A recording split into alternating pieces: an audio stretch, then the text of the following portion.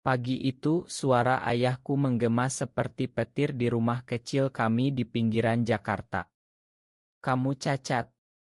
Anak laki-laki seperti kamu tidak pantas tinggal di sini lagi," teriaknya sambil melempar tas pakaianku keluar pintu setelah menemukan cat-cat rahasiaku dengan seorang pria di ponsel lama yang tertinggal.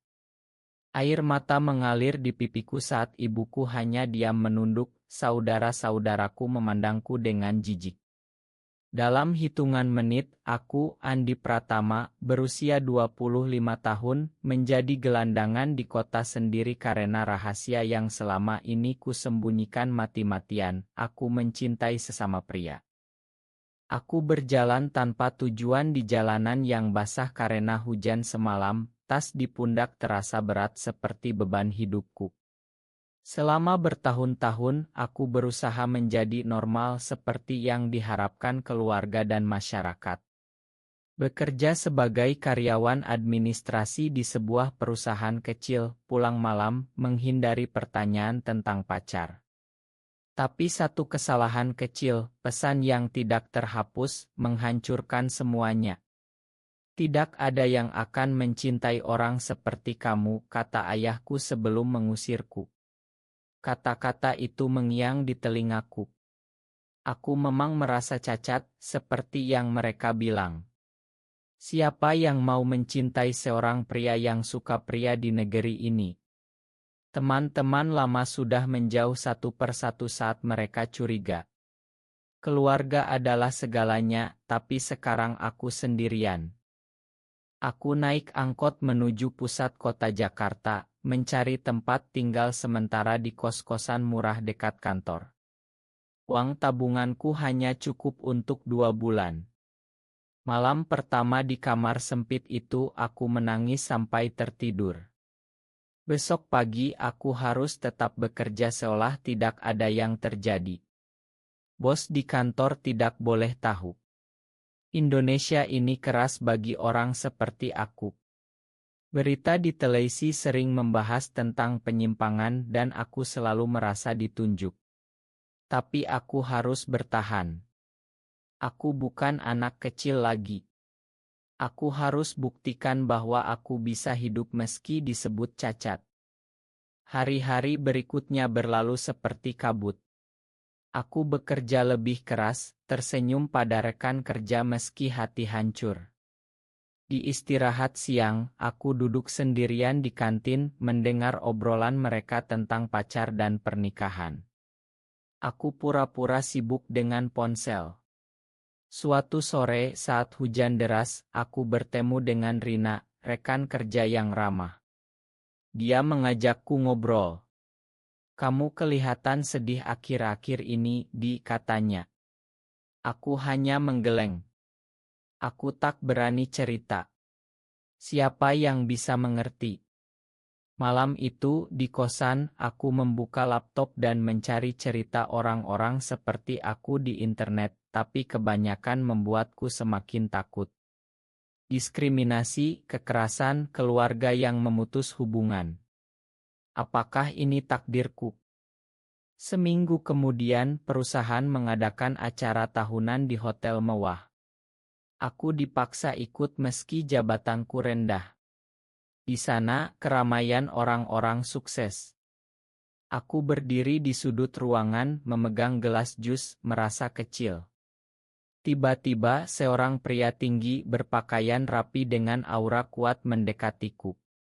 Matanya tajam, senyumnya percaya diri. "Anda karyawan di DC Admin, ya?" "Saya Budi Santoso," katanya sambil mengulurkan tangan. Aku tahu siapa dia. CEO dari perusahaan induk kami, miliarder yang namanya sering muncul di berita.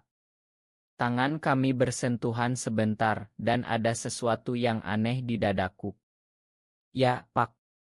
"Senang bertemu," jawabku gugup. Dia mengobrol santai, bertanya tentang pekerjaanku.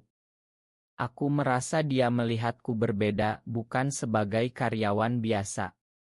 Tapi aku cepat menyingkir, takut perasaan aneh ini. Malam itu, di kamar kos, aku tak bisa tidur. Mengapa orang seperti dia bicara padaku? Aku yang disebut cacat oleh keluarga sendiri. Tak mungkin ada yang mencintaiku. Besok harinya, kejutan datang. Surat promosi di meja kerjaku dan undangan makan malam dari Pak Budi. Rekan kerja iri, tapi aku panik. Ini awal dari sesuatu yang tak terduga. Aku merasa dunia berputar terlalu cepat. Apakah ini kesempatan atau jebakan? Aku tak tahu. Yang pasti, hidupku yang hancur mulai berubah arah, meski aku masih merasa tak layak dicintai siapapun. Aku berjalan pulang melewati lampu-lampu kota yang berkelap-kelip, memikirkan masa kecilku di desa, saat aku sudah merasa berbeda.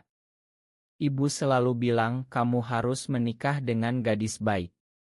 Sekarang semua itu runtuh. Di kosan aku melihat cermin, wajahku pucat. Cacat, gumamku. Tapi di dalam hati ada bisikan kecil yang bilang mungkin ada harapan. Undangan makan malam itu membuatku gelisah sepanjang hari. Aku memakai kemeja terbaikku yang sudah agak usang, naik ojek online ke restoran mewah di kawasan Sudirman. Pak Budi sudah menunggu di meja sudut yang tenang. "Andi, duduklah. Jangan gugup," katanya dengan suara lembut yang tak sesuai dengan image pengusaha kerasnya. Kami mengobrol tentang pekerjaan, tentang Jakarta yang semakin padat, tentang mimpi-mimpi kecil. Aku terkejut saat dia bertanya tentang keluargaku. "Mereka baik-baik saja," jawabku bohong. Dia tersenyum seolah tahu ada yang salah. "Kadang hidup memberi kejutan yang tak terduga," ujarnya. Malam itu berakhir dengan dia mengantar pulangku menggunakan mobil mewahnya. Di depan kosan dia bilang besok kita bicara lagi di kantor. Keesokan harinya, rekan kerja mulai bergosip. "Andi dekat sama bos besar ya?" tanya Rina sambil tersenyum curiga. Aku menggeleng cepat, tapi hati kecilku berdebar. Pak Budi mulai mengirim pesan sederhana, "Semoga harimu baik." Aku tak balas, takut. Aku yang disebut cacat, bagaimana mungkin miliarder seperti dia tertarik? Tapi dia tak menyerah. Bunga dikirim ke meja kerjaku tanpa nama, tapi aku tahu dari siapa. Aku panik dan menyembunyikannya. Di rumah ibuku menelepon, "Pulanglah, Andi. Kita bicara." Tapi suaranya dingin. Aku tolak. Suatu malam temanku dulu, Dika, datang ke kosan. Dia teman SMA yang tahu rahasiaku. "Kamu harus hati-hati, Di. Orang seperti Pak Budi mungkin cuma main-main," katanya. Kata-kata itu menusuk. Aku mulai ragu. Apakah ini hanya belas kasihan? Aku menghindari Pak Budi di kantor, tapi dia memanggilku ke ruangannya. "Andi, ada yang ingin kubicarakan." Dia cerita tentang masa lalunya, tentang tekanan sebagai orang sukses, tentang kesepian. "Aku melihat diriku di matamu," katanya. Aku lari dari ruangan itu dengan hati berantakan. Hari-hari berlalu dengan campur aduk. Aku kehilangan nafsu makan, bekerja seperti robot. Rina mulai curiga dan bertanya langsung. "Kamu gaya?" Aku membeku. Itu pengkhianatan kecil yang membuatku semakin tertutup. Pak Budi tak berhenti. Dia mengajakku ke acara amal, memperkenalkanku sebagai teman dekat. Orang-orang memandang aneh, tapi dia tak peduli. Aku mulai merasakan kehangatan yang lama hilang. Tapi di malam hari, bayangan ayahku masih menghantuiku. "Cacat," bisiknya. Aku menangis sendirian. Apakah aku pantas? Konflik semakin dalam saat keluargaku datang ke Jakarta. Ayahku muncul di kantor, marah besar.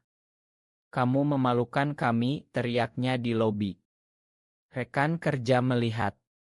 Aku ditarik ke samping, dipecat sementara untuk alasan pribadi.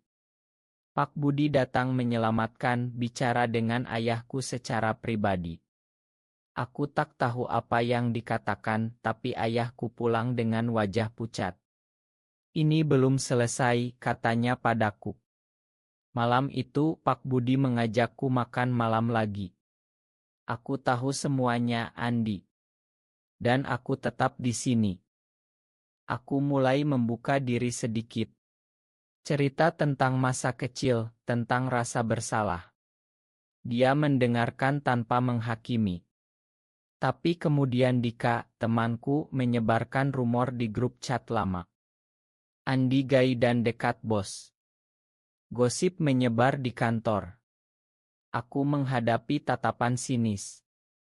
Pak Budi memanggil rapat, melindungiku secara terbuka. Siapapun yang menghakimi, keluarlah. Itu membuatku terharu, tapi juga takut. Apakah aku memanfaatkannya? Perjalanan ke Bandung untuk urusan keluarga menjadi tik balik. Ibu memelukku menangis. Makan kami. Tapi ayah masih keras. Pak Budi menyusul, bicara dari hati ke hati. Aku melihatnya berdebat dengan ayahku tentang cinta dan penerimaan. Malam itu, di hotel, dia memeluk bahuku. Kamu bukan cacat. Kamu adalah kamu. Aku merasa retak di dalam, tapi mulai sembuh. Kesalahpahaman muncul saat aku salah mengira Pak Budi punya agenda bisnis. Aku menolak hadiah mobilnya, aku bukan barang. Dia marah pertama kali, tapi kemudian menjelaskan. Ini karena aku peduli. Kami bertengkar, aku kabur ke Pantai Anyer sendirian. Di sana aku merenung tentang hidup, tentang pilihan. Telepon darinya membuatku pulang.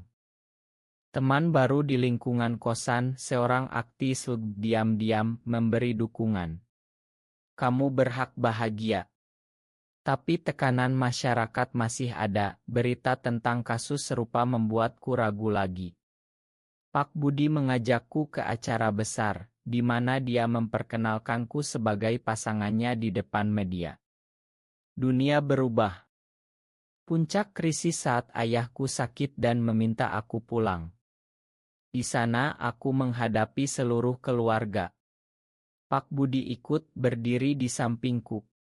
Pengkhianatan dari Dika terungkap, tapi aku memakan. Aku membuat keputusan besar, resign dari perusahaan untuk mandiri. Pak Budi mendukung bahkan membantu usaha kecilku. Internal krisis mencapai titik terendah, aku hampir menyerah. Tapi pesan-pesan darinya, kunjungan diam-diam, membuatku sadar. Cinta bukan belas kasihan. Akhirnya, di sebuah malam di Penthouse Pak Budi menghadap langit Jakarta, aku menerima pelukannya. Aku mencintaimu apa adanya, katanya. Keluargaku perlahan menerima, masyarakat mulai melihat kami sebagai contoh. Aku tumbuh, bukan lagi merasa cacat, tapi kuat. Kami membangun hidup bersama, penuh pengertian dan dukungan. Benarkah seseorang yang disebut cacat oleh masyarakat tidak pantas mendapat cinta sejati? Benar atau salah?